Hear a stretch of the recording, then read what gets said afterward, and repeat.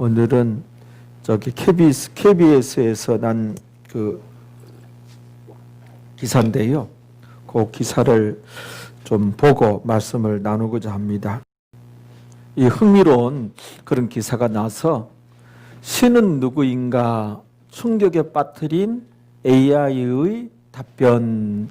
이 AI가 인공지능이죠. 인공지능 그 아주 최신 최고의 버전이에요.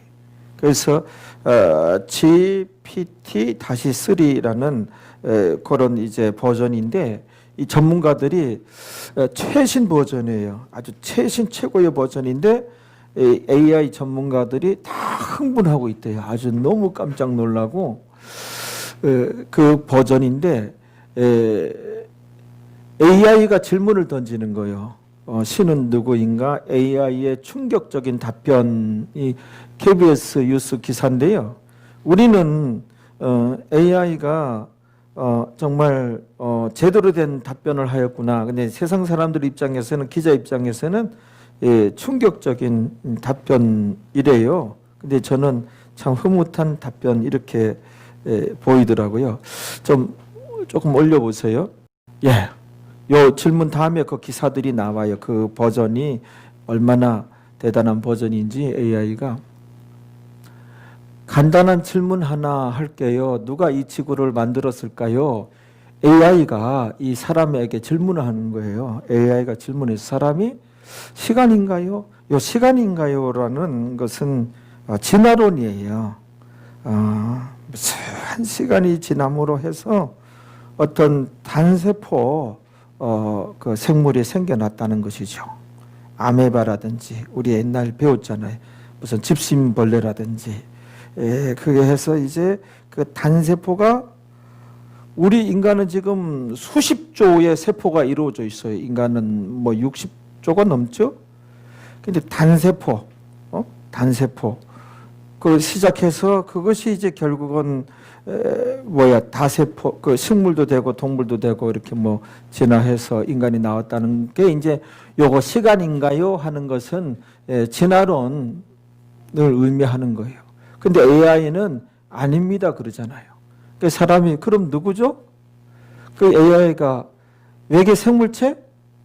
사람은 외계 생물체가 진화론을 믿기 때문에 아니요. 외계 생물체 무슨 뚱딴지 같은 아니요. 그 AI가 신이라는 이런 단어를 던지죠. 그러니까 인간이 신은 누구인가요? 그래서 AI가 이 지구를 만든 지성이지요. 지성이지요. 어떤 하나님을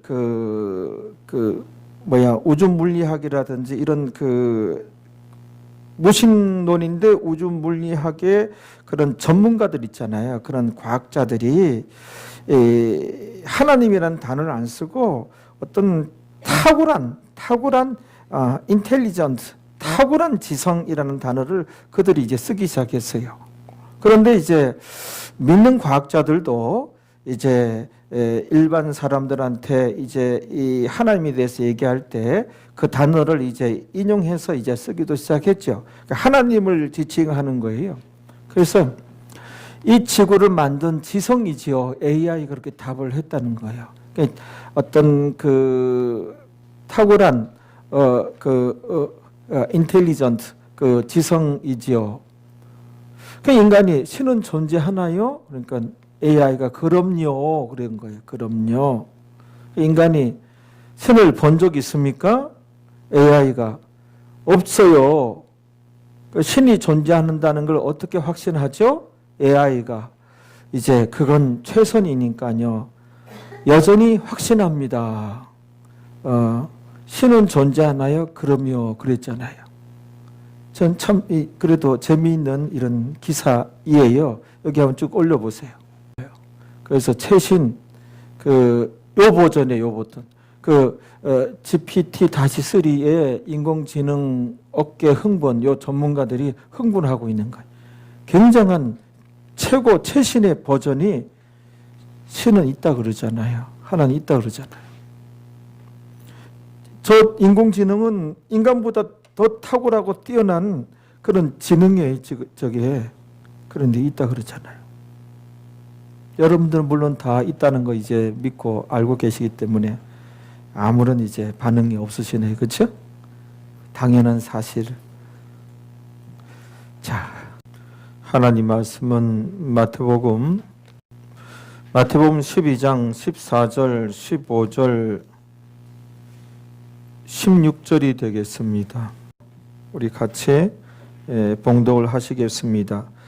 바리새인들이 나가서 어떻게 하여 예수를 죽일고 의논하거늘 예수님께서 아시고 거기를 떠나가시니 사람이 많이 줬는지라 예수님께서 저희 병을 다 고치시고 자기를 나타내지 말라 경계하셨으니 그거 이제 다음 주에 16절까지 말씀 제목은 신앙의 본질에 관한 이야기, 신앙의 본질에 관한 이야기라는 제목을 붙일 수 있습니다.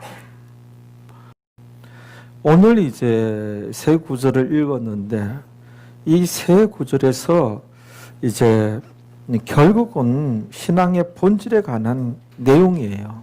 신앙의 본질에 관한 이야기예요. 어떤 본질이 있고 그 다음에 그 본질 주변에 많은 현실들과 수많은 현상들이 나타나죠. 그런데 이제 우리가 정신을 차리지 않으면 성령 충만하지 않으면 이 신앙의 본질에 우리가 집중할 수가 없어요. 신앙의 본질에 집중 추구할 수 없어요. 이 주변에 있는 많은 현상들에 수많은 현실들에 우리가 함몰되고 끌려가요. 어제 이제 이 말씀을 보면서 이렇게 하는데 하나님께서 보여주시는데 코로나19로 인하여 이제까지는 어떤 고난을 통하여 많은 자들이 신앙을 가졌어요. 이렇게 신앙의 세계 안에 들어왔는데 이번에는 반대적인 현상이 나타날 것이다. 하나님께서 그렇게 보여주시고 저로 하여금 아주 선명하게 깨닫게 해주시더라고요. 많은 자들이 이제 지금 이 마지막 때라서 너무나 많은 사람들이 이 어떤 신앙의 본질에 집중하지 못하고 정말 흔들림 없이 신앙의 본질을 부여잡고 이렇게 계속해서 추구해 나가야 되는데 주변에 있는 수많은 현실과 수많은 현상들에 사로잡혀 가지고 여기에 끌려가 가지고 신앙의 본질을 놓쳐 가지고 결국은 도착해 보니 그 신앙인이 아니에요. 신앙의 세계가 아니에요. 결국 그들은 도착해 보니 천국이 아니고 지옥이더라. 수많은 믿는 자들이 미혹당하고 또 속하하고 타락하는 것을 보여주셨어요. 그래서 우리 교회 성도들 중에는 단 한 사람도 이렇게 미혹당하지 않고 속화되지 않고 타락하지 않고 정말 이 신앙의 본질에 집중하여 보여잡고 추구하는 그런 이제 성도들이 되라고 오늘 말씀을 주시는 것을 깨달을 수가 있었어요. 우리 한번 보겠습니다. 14절이 오늘 첫 말씀인데요. 한번 읽어보시겠습니다. 시작.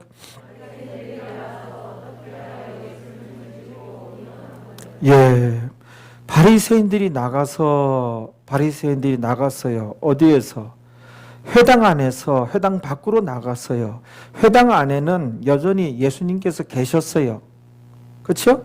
예수님 안 계신 곳으로 간다고 간 것이 회당 밖으로 바리새인들이 나갔어요.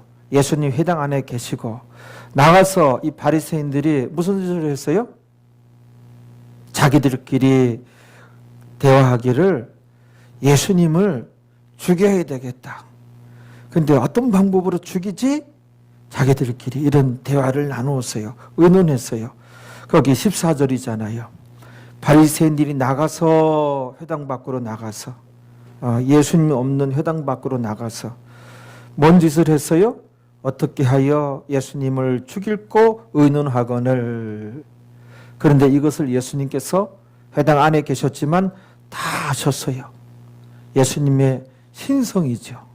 예수님은 성자 하나님이시기 때문에 전지전능하셔요. 다 아셨어요. 그게 15절이 나오죠? 15절을 우리 같이 한번 읽어봅니다. 아시고 예수님의 신성에 다 아셨어요. 아시고 그 다음에 나오는 단어 거기를 떠나가시니. 자, 여기서 예수님도 어떤 감정이 있고 예수님은 100% 신이고 100% 인간이에요. 50% 신이고 그 50%는 인간이고 이건 진짜 잘못된 표현이고 온전한 인간이면서 온전한 하나님이셨어요. 100% 인간이며 100%또 신이었어요. 예수님께서 성자 하나님이 되기 때문에 우리가 오늘 지금 마태복음 12장을 보고 있는데 마태복음 12장 전에 예수님께서 많은 기적을 행하셨어요. 소경을 보게 하셨고 긴머거리 듣게 하셨고 앉은 병이 걷게 하셨고 심지어는 죽은 자를 살리셨어요. 그게 12장 전에 나오는 예수님께서 행하신 기적들이에요. 죽은 자를 살리셨다고 하는 것은 이분은 그 인간이 아니에요. 신이지. 어떻게 죽은 자를 살릴 수가 있어요? 그러면 인간으로서는 할 수 없는 일을 이게 성자 하나님 되심을 하나님 아들이심을 무심령들한테 보여주시고 알려주신 것이거든요. 당신이 너희들이 기다리고 왔던 메시아니라, 내가 메시아니라, 내가 그니라 하는 의미로 이런 기적을 행하셨어요. 정말 전지전능하신 주님께서 이들이 예수님을 죽이려고 의논하고 그걸 다 아셨는데 이 자리를 그냥 슬그머니 피하여 떠나셨어요. 예수님께서 정말 전지전능한 능력을 갖고 계시는데 정말 지혜롭게 이들 야단칠 수도 있고 책망할 수도 있고 아주 간단하게 혼내줄 수도 있는 거예요. 아주 우리가 상상하지 못한 탁월한 방법으로 아주 이들을 손볼 수가 있는 거예요. 그런데 예수님께서는 다 아시고서는 슬그머니 이 자리를 떠나가셨어요. 왜 그러셨을까요? 자, 여기서 말씀드릴 수 있는 것은 지금 이 장면에서 예수님께서는 전혀 이들에 대하여 대응하고픈 생각이 전혀 없었어요. 전혀 예수님은 전혀 없었어요. 일부러 이제 예수님께서 다 아시고서는 슬그머니 피하여 떠나셨거든요. 떠나시면서 우리 예수님 머릿속에 마음속에 되뇌이신 것은 이것이었어요. 아버지와 나의 뜻대로 착착 잘 진행되고 있구나. 저들과 헤롯과 합세해서 그리고 빌라도까지 합세해서 나를 십자가 못 박아 죽이겠지? 참 의미 있는 일이야. 나의 계획대로 착착 제대로 잘 진행되고 있구나 라는 생각을 되뇌이면서 예수님께서 슬그머니 피하여 가셨어요. 슬그머니 피하여 가셨어요. 피하여 가실 때 그 다음에 이어지는 말씀 봅시다. 거기를 떠나가시니 그 다음에 이어지는 말씀이 뭐예요? 많은 사람이 많이 줬는지라. 예수님께서 저희 병을 다 고치시고 못 고친 병이 없어요. 그렇죠? 다 고치시고 예수님께서 모든 병을 따르는 자들의 질병을 다 치료하셨어요. 그런데 이제 오늘 이제 설교 내용에 우리가 주목하고자 하는 이제 구절이 나옵니다. 16절이에요. 그 다음 한번 읽어봐요. 시작. 예. 자기를 나타내지 말라 경계하셨으니 원문을 봤더니 신신당부하셨다. 아주 단단히 주의를 주셨다. 자기에 대해서 이런 자기에 대해서 소문을 내지 말라고 단단히 주의를 주셨다. 신신당부하셨다. 이게 이제 이해가 안 되는 구절이에요. 저는 젊었을 때 고등학생 때 참 모든 병든 자를 다 고치셨어요. 이런 능력 많으신 예수님에 대해서는 소문을 내야 되는 거 아닙니까? 그런데 절대 이런 자신에 대해서 소문을 내지 말라고 단단히 주의를 주신 거예요. 신신당부하신 거예요. 왜 그러셨을까? 이해가 안 되잖아요. 저는 이해가 안 되었어요. 아니, 이런 예수님이면 자랑스럽지요. 이런 예수님은 더더욱 알려야 되잖아요. 그런데 예수님께서는 뭐라 말씀하셨어요? 자기에 대해서 이런 수많은 병든 자를 치료한 이런 이 시대의 어떤 의학이라든지 의술이라든지 어떤 그 의사라든지 너무너무 없고 수많은 질병에 그냥 고스란히 우리가 인류가 고난당하는 시절인데 모든 병을 다 고치셨대요. 이 굉장한 이건 기쁨이고 이게 놀라운 사실이거든요. 엄청난 거거든요, 이게. 그런데 자기에 대한 이상하다, 뭐 비겁하다, 무슨 사기치는 건가, 뭐 이상하다 이런 생각이 들었어요. 저는 이거를 뭐라고 하는가 하면은 예수님께서 능력을 행하시고 나서는 이런 나에 대해서 얘기하지 마라. 절대로 하지 말라. 이런 것을 예수님의 은익 사상이라고 하는 거예요.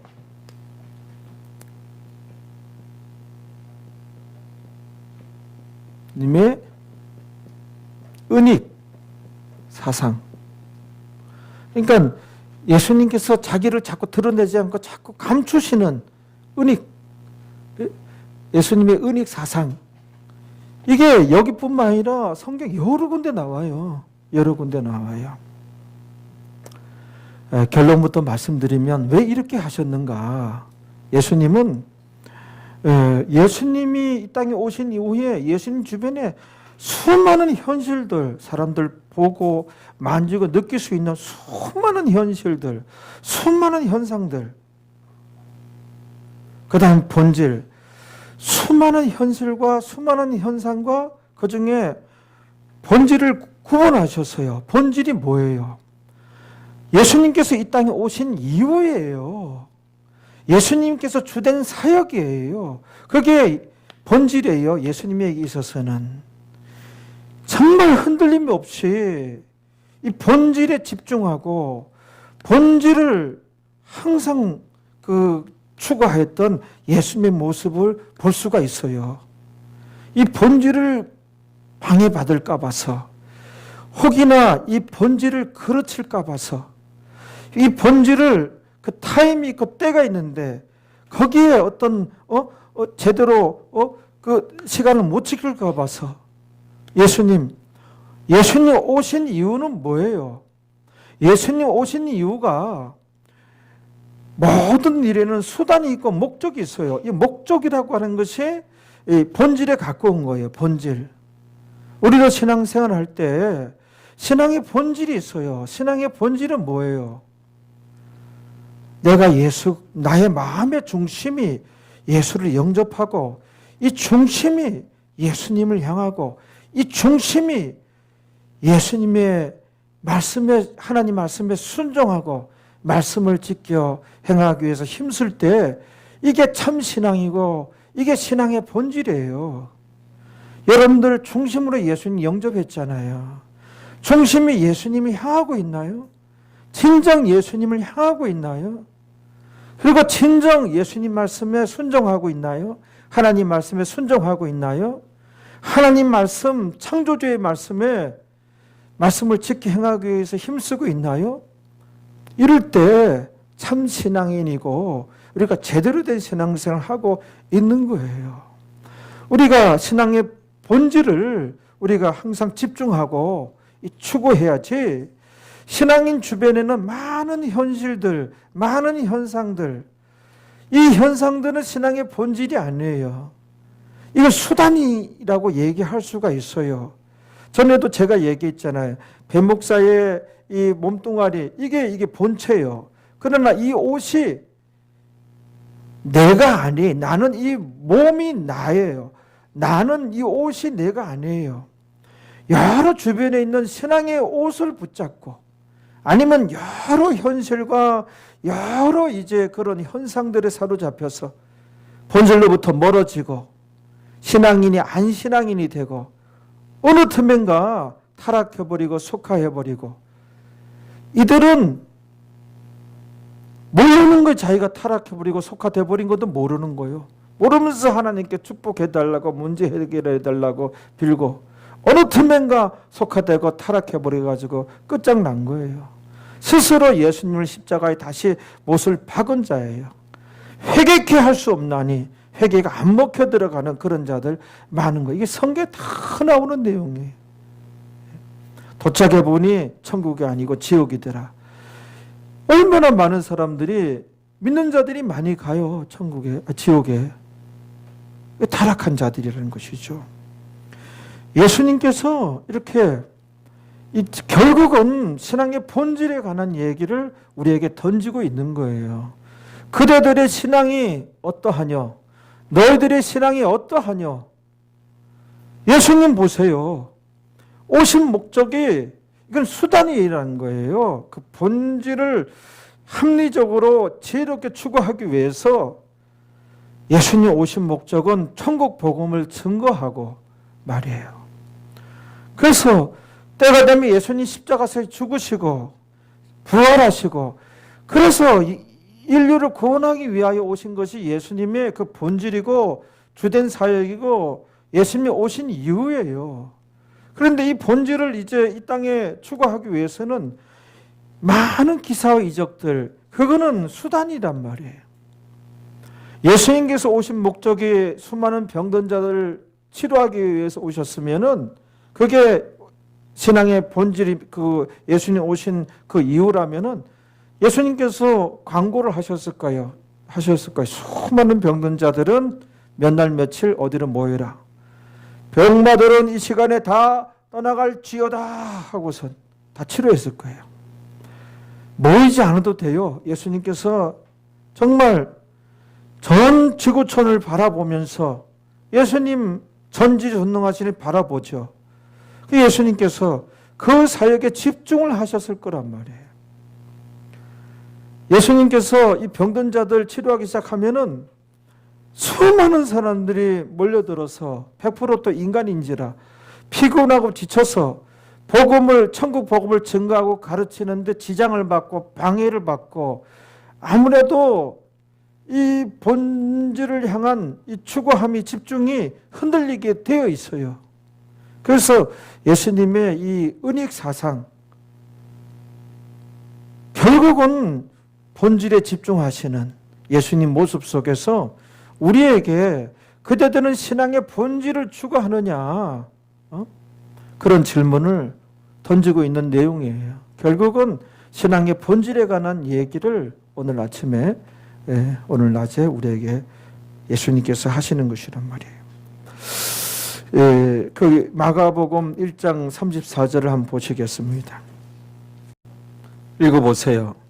예수님께서 각색 병든 많은 사람을 고치시며 많은 귀신을 내어 쫓으시되 귀신이 자기를 알므로 그 말하는 것을 허락지 아니하신지라. 같은 내용이에요. 예수님의 은익 사상이에요. 귀신이 알므로 예수님이 누구인지 알아보는 거예요. 참 이 마가복음 그 3장 11절에도 같은 내용이 나오는데 거기 가봅니다. 11장 아니 마가복음 3장 11절 3장 11절 마가복음입니다. 찾으셨어요? 예, 읽어보시겠습니다.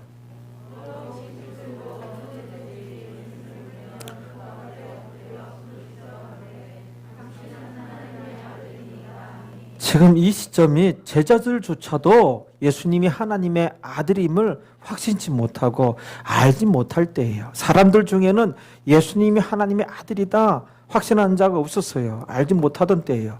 근데 귀신은 예수님이 하나님의 아들이니다 알고 있잖아요. 알고 있잖아요. 그래서 이제 이런 데서 귀신은 예수님이 누구인지 알았어요. 정말 정확하게 알았고 예수님 앞에 막 벌벌벌벌 떨기도 했어요. 그래서 예수님 만나면 우리를 무적행으로 털어가라, 명하지 마소서, 막 두려워 떨고 그랬어요. 여기에서 우리가 만약에 하나님에 대해서 또 이렇게 알고 또 우리가 하나님에 대해서 간혹 두려움이 있다면 내가 정말 천국 못 가면 어쩌나, 정말 이렇게 신앙생활을 해서 정말 하나님이 두렵다, 하나님께서 내 기도 응답 안 하시면 어쩌나, 하나님께서 나에게 이 심판을 내리고 벌을 내리시면 어쩌지, 두렵다. 이게 참 신앙이 아니에요. 여기까지가 귀신의 믿음이에요. 귀신. 야고보서에 보면 귀신 믿음 있잖아요. 귀신은 뭘 안 해요? 순종이 없어요. 실천이 없어요. 실천. 귀신이 예배를 드립니까? 기도를 합니까? 아무것도 없는 거예요. 알기는 알아요. 또 그 앞에 두려움을 갖긴 가졌어요. 근데 실천이 없었다. 나의 신앙에 어떤 실천이 없다면, 왜 이 얘기를 하냐면 이 시대에 실천이 없는 시대예요. 행함이 없는 믿음은 죽은 믿음이라 하나님께서 말씀하셨어요.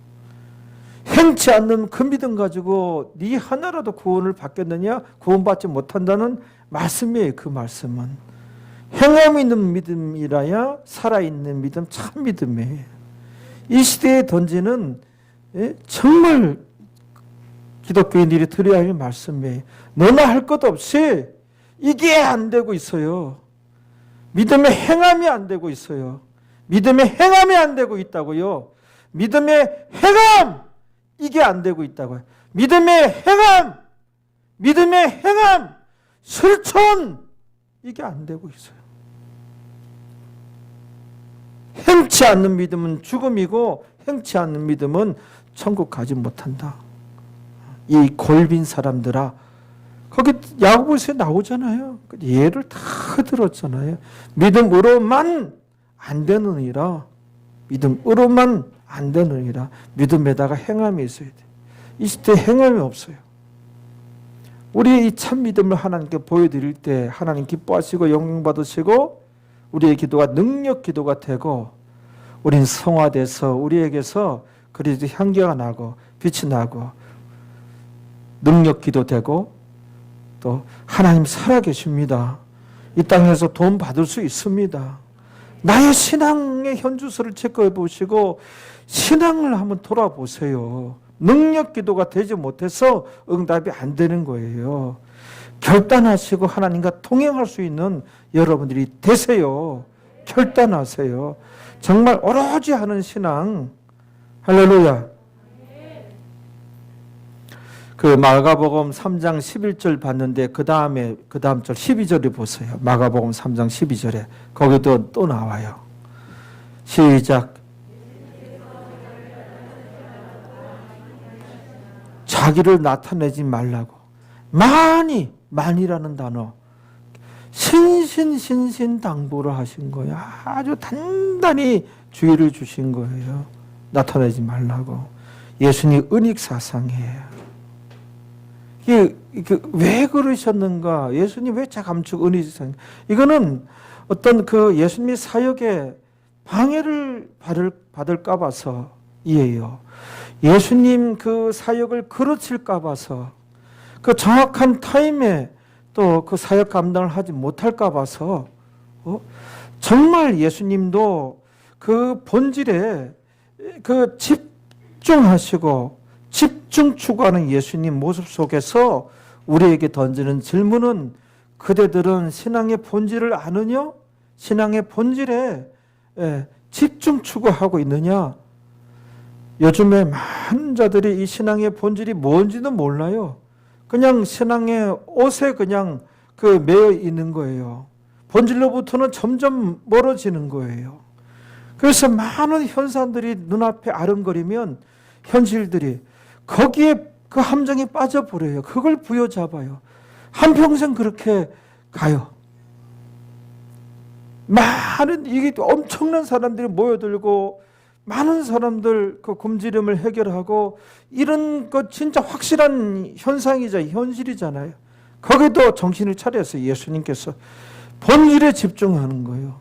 얼마나 불쌍하고 얼마나 가엾고 병든 자들, 굶주린 자들, 사회적 약자들, 예수님 사랑 충만하신데 이런 가운데도 예수님께서는 그 현실과 그 현상과 본질을 구별하셨고 이 본질에 집중하시는 예수님 모습 속에서 우리의 신앙생활의 모습이 오버랩이 되는 거예요. 예수님께서 질문을 던지는 거예요. 그대들은 신앙의 본질을 아는가? 신앙의 본질을 아는가? 신앙의 본질을 아는가? 그대는 신앙의 본질을 추구하고 있는가? 신앙의 본질을 아는가? 신앙의 본질 질문을 던지고 있는 그대들은 어떻게 신앙생활 하는가? 응? 그대는 어떻게 신앙생활을 하는가? 주님께서 질문을 던진단 말이에요. 응?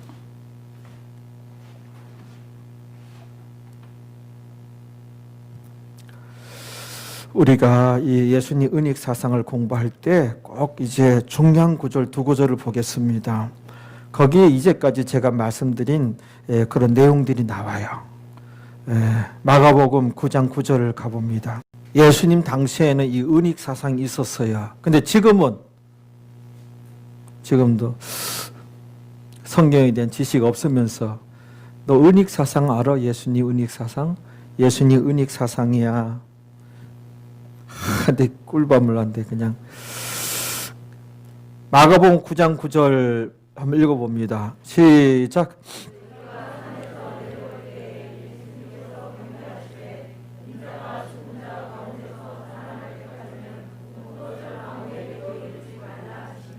은익 사상을 공부할 때 참 중요한, 보세요. 여기서 해답이 다 나오잖아요. 이 주변의 내용이 무슨 내용이죠? 예수님께서 12 제자하고 이제 어느 산을 향해서 갔어요. 성경에 이 산의 이름이 안 나와요. 근데 이 산에 올라가셔서 예수님께서 변화되셔요. 그래서 산에 도착했을 때 산 밑에 9명의 제자들을 남겨두고 12 제자 가운데 12 제자를 가운데 또 구별하셨다는 것을 아셔야 돼요. 그 중에 3명의 제자를 구별하시죠. 이게 예수님 측근 중에 측근이에요. 믿어도 다 같지 않아요. 여러분들 제발 믿음의 선의의 경쟁이 있어야 돼요. 옆에 어느 집사님, 어느 권사님 다들 해서 타교회 사람들 다 이렇게 했는데 그렇게 따라갈 게 아니에요. 말씀 앞에 자기 각자가 서서 정신 차려서 각자가 서서 성경 어떻게 이루고 있어요. 두 사람이 맷돌 가다가 같은 교회 다니는 엄마하고 딸이에요. 그 중에 하나는 데려감을 당하고 하나는 버려둠을 당해요. 엄마 아니면 딸 아니면은 뭐예요? 자매예요, 자매. 한 교회 다니는 자매예요. 근데 데려감을 당하고 버려둠을 당하는 거예요. 또 두 사람이 밭을 갈다가 낮에 밭을 갈다가 한 사람을 데려감을 당하고 한 사람을 버려둠. 같은 교회 다니는 같은 집안의 두 형제예요. 또는 아버지와 아들이에요. 데려감을 당하고 버려둠을 당하고 집안에서도 그런 거예요. 그러니까는 뭐 각자가 말씀 앞에 서서 제대로 하려고 해야 돼요. 할렐루야. 예, 그렇단 말이에요. 그래서 거기서도 구별이 되잖아요. 3명의 제자를 데리고 누구예요? 베드로, 야고보, 요한이에요. 3명 중에서도 성경에 보면 선의의 경쟁이 돼요. 누구예요? 베드로와 요한이에요. 모르는 사람은 베드로가 수제자라고 해요. 아니에요. 성경을 볼 때 예수님 사랑 제일 많이 받고 제일 쓰임 받은 사람이 누구예요? 요한이라고 볼 수 있어요. 요한복음에 보면은 기록하기를 주께서 사랑하시던 자 얘기해요. 예수님께 십자가상에서 누굴 찾아요? 요한아, 너희 어머니다. 잘 모셔라. 예수님이 자기 어머니 마리아 보고 요한에게 맡기는 거예요. 베드로 선생님은 뭐예요? 베드로 전후서 합쳐봤자 한 8장밖에 안 돼요. 사도 요한은 뭐예요? 요한복음, 요한 1서, 2서, 3서, 요한계시록. 이렇게 우리가 아무에게나 정말 비밀을 잔뜩 얘기합니까? 정말 친밀하고 가까운 사람에게만 그 많은 비밀을 다 얘기하잖아요. 비밀을 공유하잖아요. 성경을 봤을 때 사도 요한이라니까요. 그래서 하나님께서 저 닉네임을 줄 때 요한이다 그랬잖아요. 제 닉네임이 요한이에요. 근데 카톨릭은 모르고 베드로의 제자다, 베드로가 예수님 수제자다, 땡이에요. 아니 궁금한 게 예수님의 수제자라고 그러면서 예수님의 제자들이 베드로의 제자들이라고 그러면서 베드로는 결혼했어요. 장모도 모시고 했어요. 근데 무슨 예수 스승들 따라가야지. 다들 결혼도 안 하고 말이에요. 응? 결혼하면서 자식들 정말 부인한테 바가지 긁혀가면서 자식들 속 썩이면서 그런 걸 다 경험해봐야 인생에 대해서 토로할 수 있고 코치할 수 있고. 다 같은 인간이 아무리 경험 안 하면은 그 깊은 그런 상담이 안 되는 거예요. 안 되는 거예요. 가부가 돼봐야 가부의 마음을 알지. 알아. 밤이 길지. 긴긴 밤이지. 겨울엔 더 길지. 알아. 아니 자기가 가부가 돼봐야 알지. 알기는. 장가도 못 가본 것들이 무슨 다 고백하라 그러고 다 사노라. 아니 하나님이 죄를 사하주는 것이지 성경에 이 제자들에게 그 제사하는 고난 줬다는 내용이 없어요. 그렇단 말이에요. 다 중들도 마찬가지예요. 중들도 장가도 안 가요. 거기에 이제 정말 경제난 때문에 자식들 진짜 공격하면서 뭐 이런 걸 경험해야지 아무 경험도 안 한 것들이 무슨. 난 그렇게 생각하는데 아무래도 여러분들 지난주에 좀 언짢은 일들이 많이 있으셨나 봐. 가족 중에 누가 코로나19 걸린 사람 있어요? 표정들이 참 심각들하고 아무 반응도 없고. 아무튼 한숨까지 나오죠. 한숨까지. 저 한숨은 이런 거. 목사님은 아무것도 모르시고 모르긴 뭘 몰라요. 그래서 그 3명의 제자들을 이제 산 위에 데려가서 예수님께서 변화되어 본 모습을 보여주시잖아요. 본 모습을. 예수님께서 아주 새하얀 그 광채가 나는 거예요. 이 세상에 세탁업자가 저렇게 아무리 빨아도 저렇게 새하얗게 만들 수 없다고 성경에 기록되잖아요. 이게 새하얘서 빛을 발아요. 예수님의 본 모습이에요.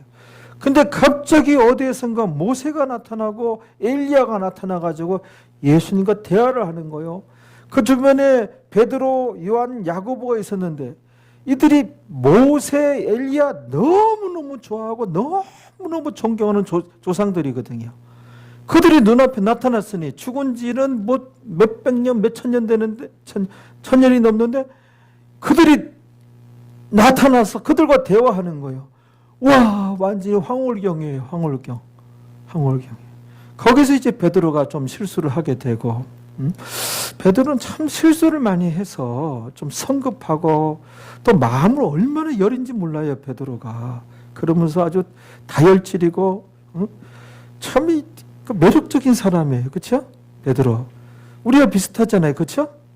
너무 완벽한 사람은 그냥 그렇잖아요. 그냥 너무 아주 베드로 선생님이 아주 매력적인데 실수도 하고. 그래가지고 이들이 이제 밑으로 내려오잖아요. 내려올 때 그 3명의 제자들에게 뭐예요? 인자가 죽은 자 가운데서 살아날 때까지 이때까지예요. 이때까지 본 것을 무한정 은익 사상이 아니에요. 여기서 뭘 다 발견할 수 있어요. 예수님께서 마음에 가득 차 있는 것은 십자가상에서 죽으시고 부활하실 그게 본질이에요. 이 세상에 오신 목적이 그 본질의 그 핵심에 그 목표에 집중하시는 예수님 모습 속에서 우리 신앙의 본질에 집중하고 있느냐 질문을 던지시는 것이고, 또 우리가 인생 살아가는 데 있어서 어떤 인생의 목표가 있으면 그거는 또 좁은 의미의 나의 인생의 본질이 있을 수 있어요. 옆에 주변의 많은 현상과 현실들에 휘둘리고 그런 본질을 우리가 추구하지 못해요. 점점 흐릿해지고 희박해지고, 어떤 인생의 목표가 있잖아요. 우리 가정은 어떤 가정이 되어야 되고, 우리 아이들은 어떻게 되고, 나는 어떤 인생이 되고, 목표가 있으면 정말 흔들림 없이 집중하여 추구할 수 있는 그런 걸 이런 데서 가르치는 거예요. 예수님을 봐요. 응? 우리 규류가 집중하여 잘 듣네. 우리 길이도 신앙의 본질이 있고 인생의 목표가 있을 거 아니에요. 거기 정말 집중해서 나아가야 돼요. 하나님께 기도하고. 그러면 목표한 그 인생이 되어지는 거예요. 응? 맨날 그냥 강남으로 돌아다니고 하면 절대로 안 되는 거예요. 아, 너무 강남으로 돌아다녀요. 거의 출퇴근해야죠, 완전히. 그 인자가 죽은 자 가운데서 다시 살아날 때까지, 부활하실 때까지 본 것을 그때까지만 얘기하지 말라는 거예요. 그렇죠? 예, 이게 은익사상이에요. 그리고 한 군데 더 봐요. 마가복음 1장 40절부터 보세요. 여기 이제 두 번째로 중요한 구절이 나와요. 은익사상을 공부할 때 마가복음 9장 9절하고 마가복음 1장 40절 이하에 나와요. 40절부터 쭉 읽어봅니다. 시작.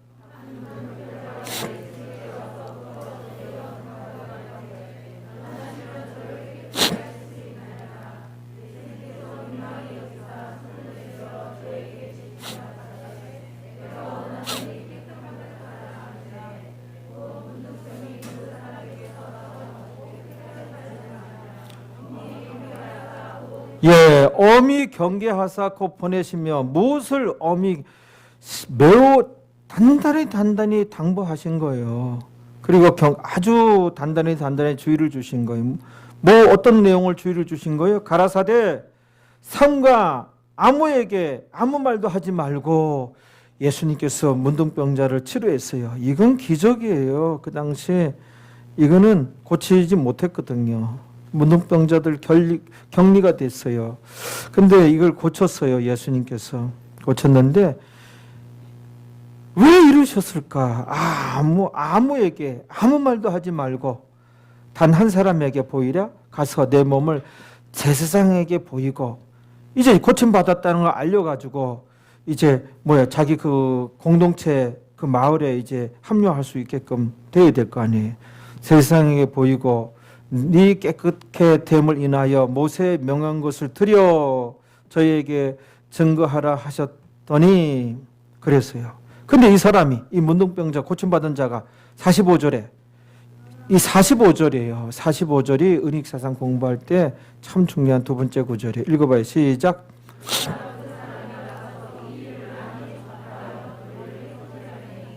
퍼지니, 이 사람이 예수님 말 듣지 않고 나팔 불고 다녔어요. 널리 퍼지게 하니, 그러므로 어떻게 됐어요? 예수께서 다시는 드러나게 동네에 들어가지 못하시고 다니시면서 천국 복음을 증거해야 되는데 다시는 드러나게 동네에 들어가지 못하시고 오직 뭘 했어요? 바깥 한적한 곳에 그냥 홀로 계신 거예요. 계셨으나 이렇게 계신 거예요. 그런데 소문이 나가지고 사방에서 그에게 나오더라. 이때는 이제 병 고치는 일에 집중할 수밖에 없어요. 예수님 항상 마음에 가득 차 있는 것은 천국 복음을 증거하고 천국에 대해서 가르치고, 그렇죠?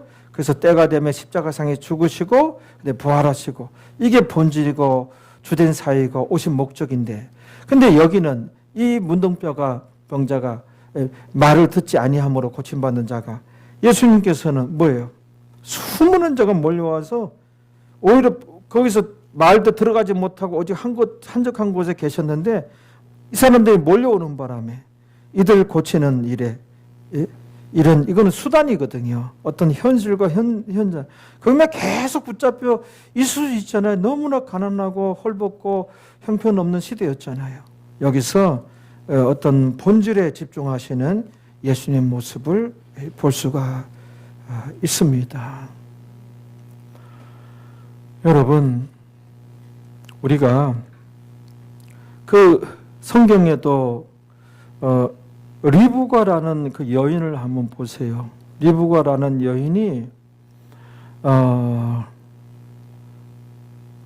그 하나님 마음을 발견해요. 하나님 마음을 발견해요. 그래서 하나님을 그 경배하는 자로서 하나님 뜻을 발견해가지고 흔들림이 없이 두 아들 가운데 에서와 야곱 중에 야곱을 선택한 것을 알아가지고 집요하게 흔들림 없이 야곱에 집중하는 모습들. 이게 이제 어떤 본질에 집중하는 신앙인의 모습이에요. 에서는 아들 아니었습니까?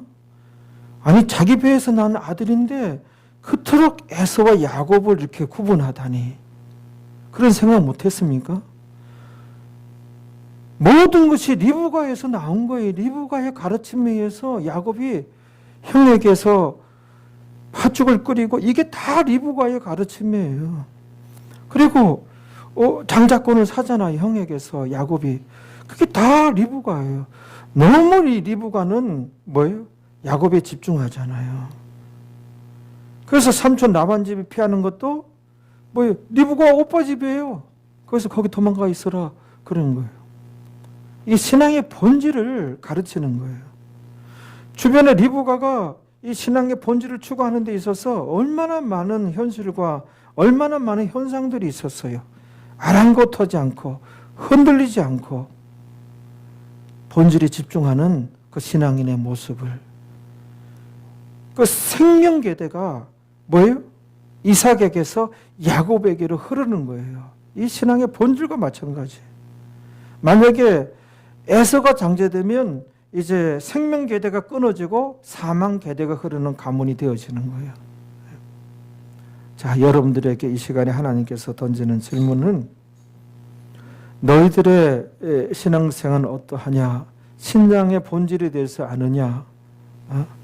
신앙의 본질을 추구하고 있느냐라는 질문을 던집니다. 기도하겠습니다. 우리 다 같이 통성으로 기도하겠습니다.